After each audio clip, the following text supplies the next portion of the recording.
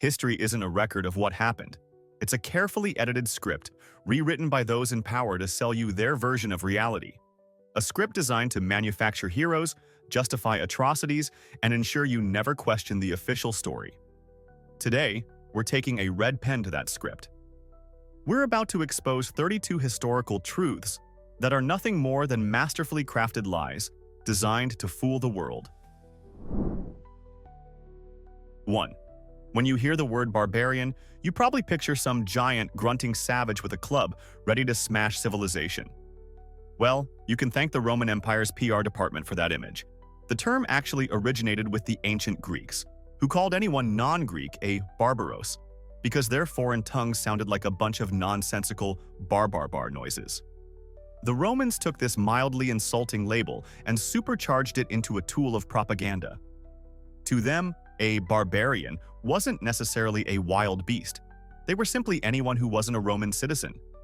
It was a brilliant, dehumanizing brand that lumped sophisticated empires like Persia in with Germanic tribes, making it morally convenient to invade their lands, drain their resources, and call it civilizing them.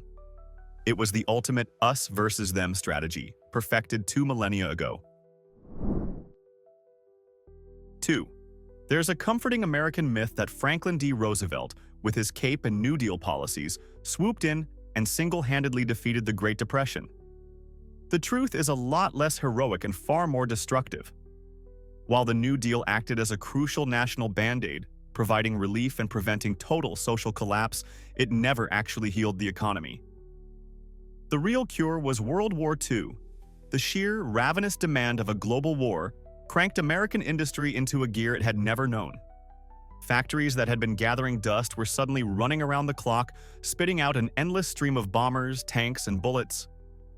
Unemployment vanished because you were either fighting in the war or building something for it. It wasn't social policy that ended the crisis. It was a global cataclysm that generated an economic boom built on destruction. 3. Et tu, brute? Julius Caesar's supposed last words, the ultimate mic drop of betrayal. It's a line so famous, it's practically a historical monument. The only tiny issue is that it's complete fiction.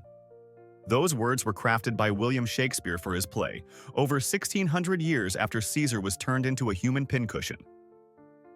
It's magnificent drama, but it's pure theater, not history. The Roman historian Suetonius, writing much closer to the event, claimed that eyewitnesses said Caesar either died in silence, pulling his toga over his face, or perhaps muttered in Greek, "Kai su, teknon," which means, "You too, my child." It's a powerful line, sure, but it just doesn't have the same box office ring to it, does it? 4. The tale of Galileo is often presented as a simple showdown, a heroic scientist against the big, dumb, dogmatic church. He's the poster boy for scientific martyrdom, allegedly tortured for daring to say the Earth orbited the sun. This is the Hollywood version, heavily edited for drama. The reality was a messy affair of politics, ego, and Galileo's incredible talent for making powerful enemies, including his one-time friend, the Pope. Most importantly, when the Inquisition came knocking, he wasn't a martyr. He immediately recanted. And his punishment? It wasn't some grim torture chamber. It was house arrest in a series of rather nice villas, complete with servants and a continued papal pension, where he produced some of his most important work. It was a calculated public humiliation, not a fiery martyrdom. 5. The colonial-era propaganda of Africa as a dark continent of primitive tribes is a disgustingly persistent lie, crafted to make brutal exploitation look like a noble civilizing mission. This narrative conveniently erased entire histories of immense wealth and advanced societies. For instance, consider the Mali Empire. In the 14th century, its capital, Timbuktu, was a legendary global hub of commerce, scholarship, and culture. Its university libraries held more manuscripts than almost any in Europe, attracting intellectuals from all over the world. The empire's ruler, Mansa Musa, was so ludicrously rich from gold that during his pilgrimage to Mecca, he handed out so much of it that he crashed the economies of the regions he visited. A continent of huts? Try a continent of empires so wealthy they could literally break other countries by being generous. 6. We picture the samurai as the ultimate warrior poet, a stoic master of the sword living by an unwavering code of honor called Bushido. This is mostly a romantic fantasy, polished and perfected long after the samurai were relevant. In their heyday, they were the feudal lord's private army, a class of elite enforcers whose primary job was to keep the peasants terrified and loyal. Their notorious right to strike down any commoner who showed the slightest disrespect was horrifyingly real. While Bushido existed, it was often less a strict set of rules and more a set of flexible suggestions.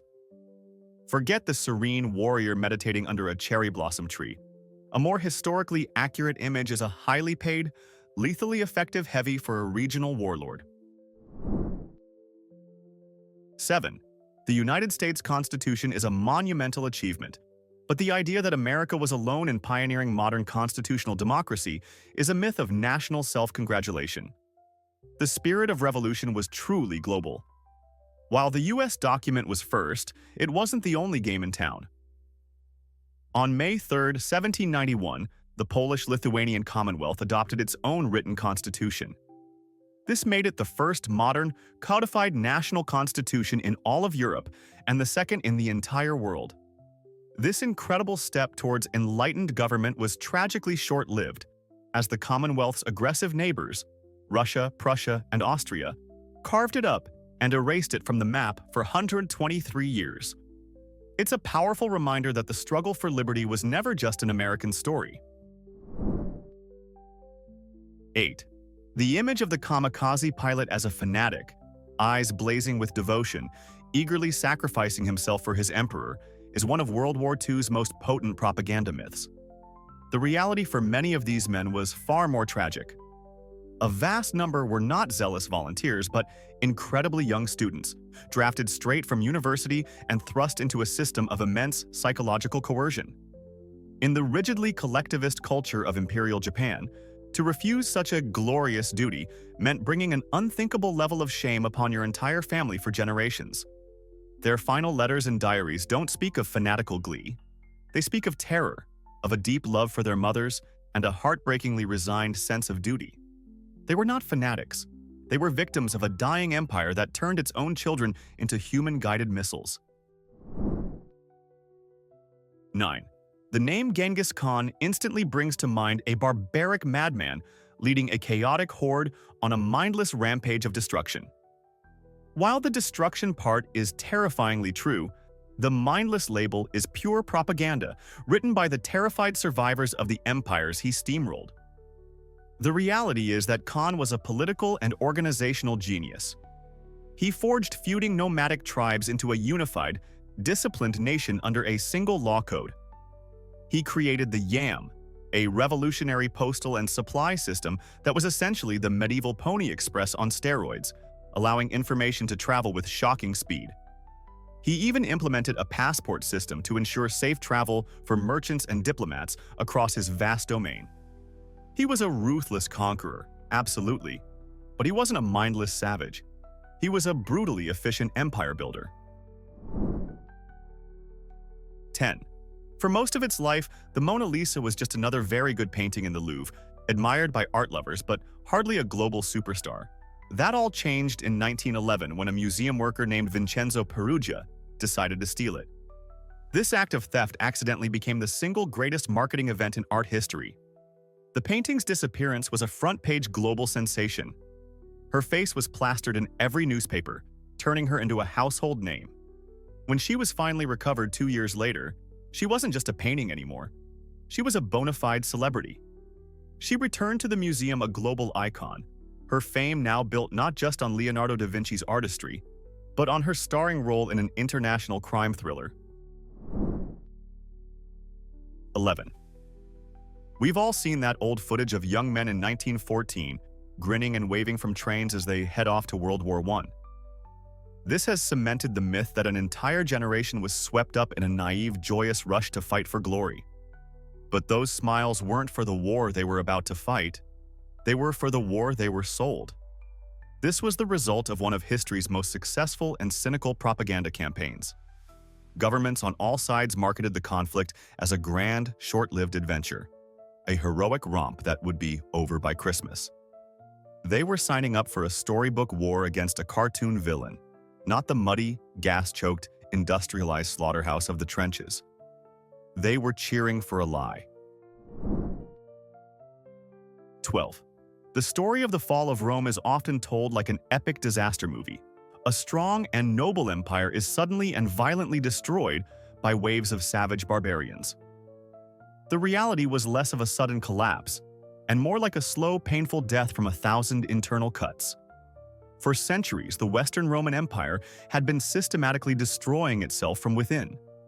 We're talking about rampant political corruption, a conveyor belt of assassinated emperors, crippling inflation that made money worthless, and plagues that wiped out huge chunks of the population. By the time the Goths and Vandals arrived at the gates, they weren't attacking a mighty empire. They were merely pushing over a hollowed-out, rotting structure that was already collapsing under its own weight. 13. Soviet propaganda created the image of Joseph Stalin as a brilliant military strategist, the father of nations, who wisely led the Soviet Union to victory against the Nazis. This is a disgusting and dangerous lie designed to cover up his monstrous incompetence. The Soviet Union triumphed in World War II entirely in spite of Stalin. His leadership gifted the Nazis their early victories. He executed his most capable generals in paranoid purges, completely ignored hundreds of intelligence reports warning of the German invasion, and his tactical blunders led to the unnecessary deaths of millions. The victory was secured by the boundless courage and sacrifice of the Soviet people and a brutal strategy of throwing endless waves of bodies at the German war machine. 14. The British colonial propaganda that painted Aboriginal Australians as primitive nomads wandering an empty wilderness was a deliberate and racist lie. It was a convenient fantasy used to justify the theft of an entire continent. The truth is that for tens of thousands of years, they were engaged in some of the most sophisticated environmental engineering on the planet. They practiced fire stick farming, using controlled burns on a massive scale to manage vegetation and create grazing lands for hunting. In other areas, they built intricate canal and weir systems, some stretching for kilometers, to create industrial-scale eel farms. This wasn't a wilderness. It was a carefully managed continent-sized estate. The colonists simply weren't smart enough to see it. 15. The phrase, "Mussolini made the trains run on time," is perhaps the most persistent and pathetic piece of fascist propaganda ever. It's often used as a grudging concession to a brutal dictator. But here's the kicker. It's not even true. Italy's rail network was already undergoing massive repairs and modernization in the years immediately following World War I, long before Mussolini seized power. His fascist regime simply continued the work that was already underway, then plastered their name all over it and loudly claimed all the credit. It was the political equivalent of showing up at the end of a construction project and posing for photos with a shovel. Even the one tiny thing people think he accomplished was a complete fraud. 16. The story of the Pilgrims landing at Plymouth Rock in search of religious freedom is a cornerstone of American mythology. But this is a carefully worded half-truth. They weren't champions of religious freedom for everyone. They were religious extremists, seeking the freedom to build their own intolerant society. They were so rigid in their beliefs that they first fled England for the much more liberal Holland. But they soon left Holland too, fearing its tolerant and open culture was a bad influence on their children. Their goal wasn't to create a land of religious pluralism. It was to escape a world they saw as insufficiently pious and create a strict theocracy where only their brand of faith was tolerated. 17. Propaganda isn't just about what you say, it's about what you deliberately erase from the history books. A classic example is the Battle of Grunwald in 1410, a titanic clash where a Polish-Lithuanian army annihilated the legendary Teutonic Knights. Now here's the awkward part for later Russian propagandists. Regiments from the Russian city of Smolensk fought bravely for the Polish-Lithuanian side. This historical fact completely shatters the carefully crafted state narrative of an ancient and unending struggle between Russia, and the West. So what did Tsarist and Soviet historians do? They just hit the delete button. For centuries, one of the most important battles in European history was either ignored or massively downplayed because the truth didn't fit the political agenda. 18. Saying that tea is a fundamentally British drink is a masterpiece of cultural rebranding. It completely papers over its dark and ugly origin story. The British didn't politely discover tea. They developed a ferocious, nationwide addiction to a Chinese product. This obsession created a disastrous trade imbalance, as China had little interest in British goods and demanded silver. So the British East India Company cooked up a solution of pure, corporate evil. They began flooding China with illegal opium from India to create a nation of addicts who would finally give them something to trade with. That calm, civilized image of British tea time was paid for with a narco-state business model and 2 brutal wars.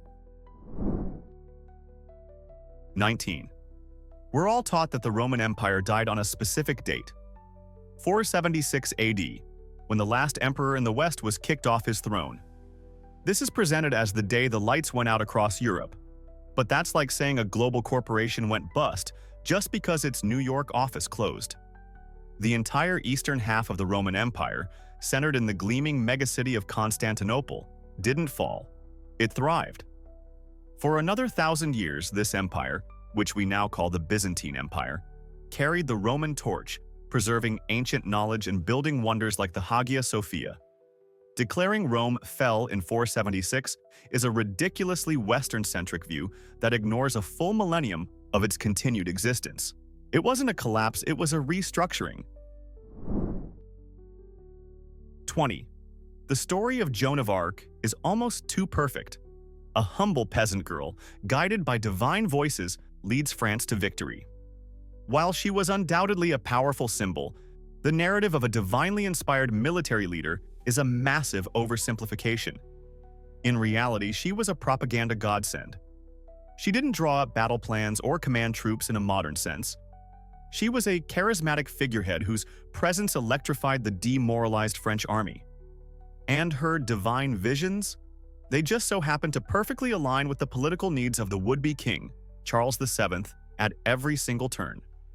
Whether she was a true mystic or simply a deeply pious and suggestible teenager, she was the ultimate tool for rallying a nation. 21. The popular myth casts Charles Darwin as a solitary genius who, in a flash of inspiration, single-handedly invented the theory of evolution. This heroic narrative is great for documentaries, but it's not the whole truth. The idea that species could change over time had been floating around intellectual circles for generations. Even Darwin's own grandfather had written about it. Darwin's monumental contribution wasn't discovering evolution itself, but providing the first coherent and powerfully evidenced mechanism for how it worked: natural selection. He, along with Alfred Russel Wallace, who independently conceived the same idea, provided the killer evidence and the logical framework that made the theory undeniable. He didn't invent the concept, he just made it bulletproof. 22. If you ask most people to name the oldest university in the world, they'll almost certainly guess Oxford or Bologna. This is a classic symptom of a deeply Eurocentric view of history. The actual answer, according to UNESCO and the Guinness World Records, is the University of Al-Qarawiyyin in Fez, Morocco. It was founded in 859 AD, and what's more, it was founded by a woman, Fatima al-Fihri. This institution was a beacon of learning, attracting scholars in astronomy, mathematics, and medicine for over 200 years before Oxford even started to resemble a university. The myth of European academic superiority requires you to conveniently forget that the Islamic world was experiencing a golden age of science and philosophy while Europe was still clawing its way out of the Dark Ages. 23. We imagine Leonardo da Vinci as the archetypal lone genius, locked away in his workshop, single-handedly inventing helicopters and painting the Mona Lisa. This romantic image is mostly a myth. In the Renaissance, great artists were more like modern-day CEOs of creative firms, and Leonardo ran a very busy and successful one. He had a whole team of talented apprentices and assistants who did much of the grunt work, mixing paints, preparing wood panels, and very often painting entire sections of the final works, like backgrounds or secondary figures. This doesn't diminish his genius one bit, it just reframes it. He wasn't just a brilliant artist, he was also a brilliant project manager.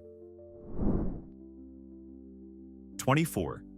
Soviet propaganda was incredibly successful at painting Vladimir Lenin as the beloved father of the revolution, a leader carried to power on a wave of popular support. It's a compelling image, except for the part where it's a total lie. In November 1917, the Bolsheviks held what would be Russia's one and only free and fair national election. And in that election, Lenin's party got absolutely crushed, winning less than a quarter of the vote. The majority went to their rivals, the socialist revolutionaries. So what did Lenin, the supposed champion of the people, do? He allowed the democratically elected assembly to meet for a single day before he sent in armed guards to dissolve it permanently. It was the political equivalent of flipping the board game over because you're losing. 25. Queen Elizabeth I is forever known as the Virgin Queen, a nickname that paints a picture of a monarch who sacrificed personal happiness for the good of her nation. But this wasn't just a personal choice. It was a long-term, brutally effective political strategy. Her unmarried status was her most powerful diplomatic trump card. By endlessly hinting at the possibility of a royal marriage, she skillfully played the powerful kings of Spain and France against each other for decades, securing alliances and preventing invasions without ever giving up her power. It was a 45-year-long masterclass in international relations, weaponizing her own life to keep England sovereign and stable. Her virginity was an instrument of statecraft. 26. The French Revolution is famously summarized by the noble slogan, "Liberty, equality, fraternity." It's a brilliant marketing phrase for a movement that promised to empower the common person. The only problem is that it conveniently omits the fourth, unofficial word that came to define it: terror. Following the initial overthrow of the monarchy, the revolution descended into a bloody period of state-sanctioned paranoia, known as the Reign of Terror. The new revolutionary government declared terror, the order of the day to cleanse France of its enemies. The guillotine became the symbol of this new form of liberty, chopping off tens of thousands of heads, from the king and queen to many of the revolutionaries themselves. It was a terrifying lesson in how quickly a revolution for freedom can become a machine for mass murder. 27. The myth that Adolf Hitler stormed to power in a violent coup is a dangerous misunderstanding of how fascism takes root. He wasn't a rebel who conquered the government. He was an insider who was handed the keys. In January 1933, Hitler was appointed Chancellor of Germany perfectly legally by the aging President Hindenburg. The country's powerful conservative elites, the industrialists, bankers, and old guard politicians, made a fatal miscalculation.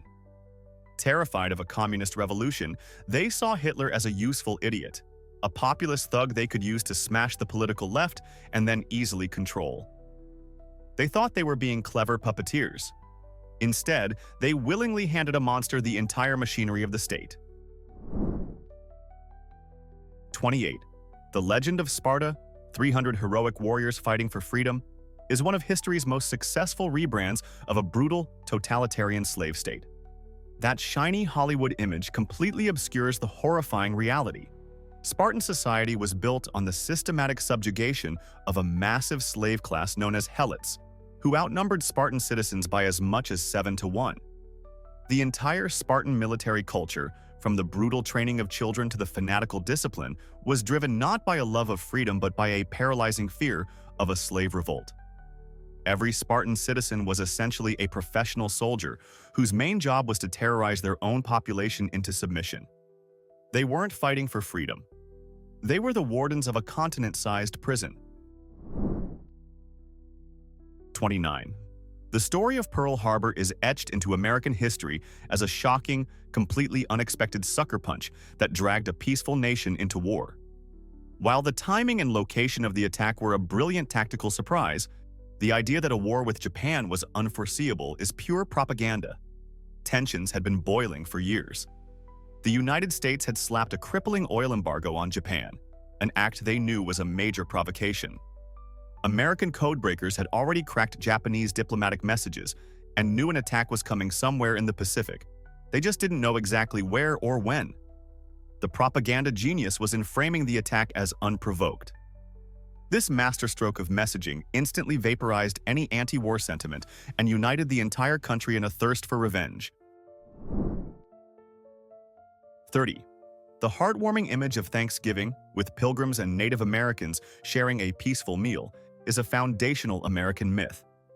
It's a lovely story, but it's also a deeply deceptive piece of propaganda that whitewashes a history of brutal conquest. A single, likely tense diplomatic dinner might have occurred in 1621. But the wholesome first Thanksgiving narrative was largely invented in the 19th century. Abraham Lincoln made it a national holiday during the Civil War to promote a unifying story of a nation blessed by God. This sanitized fairy tale conveniently glosses over the centuries of broken treaties, forced removals, and systematic violence that followed that one brief meal. It's a national origin story with all the bloody parts edited out.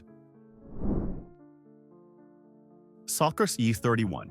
The Age of Enlightenment conjures images of brilliant European philosophers debating the universal rights of man. It was an era of reason and a supposed dawn of human liberty. But there's a grotesque hypocrisy lurking beneath the powdered wigs. This exact same period, the 17th and 18th centuries, was the absolute zenith of the industrialized transatlantic slave trade. While Voltaire and Locke were writing about freedom in the abstract, European nations were getting fabulously wealthy by operating the most savage and inhuman system of forced labor in history. The very sugar that sweetened the Enlightenment thinkers' tea was harvested by enslaved Africans. It's a chilling reminder that it's very easy to philosophize about the rights of man when you are profiting from their enslavement. 32. The way we learn about Pythagoras in school, he's just the guy who came up with that theorem about right-angled triangles. This is a criminally boring version of the truth. Pythagoras wasn't just a mathematician.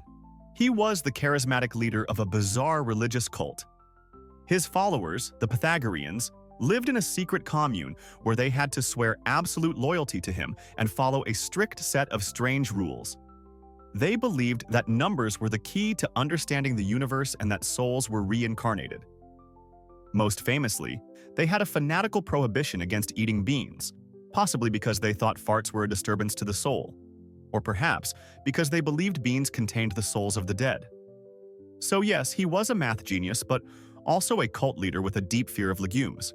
We've just dismantled 32 historical lies, but propaganda is a virus with 1,000 variants, and the history books are the patient zero. We know for a fact there are countless others we didn't get to. So now, the floor is yours. What is the single most outrageous piece of historical propaganda that we failed to mention? Expose the lie you know best in the comments below. If you appreciate having the official story shattered, secure your next dose of reality by hitting like and subscribing.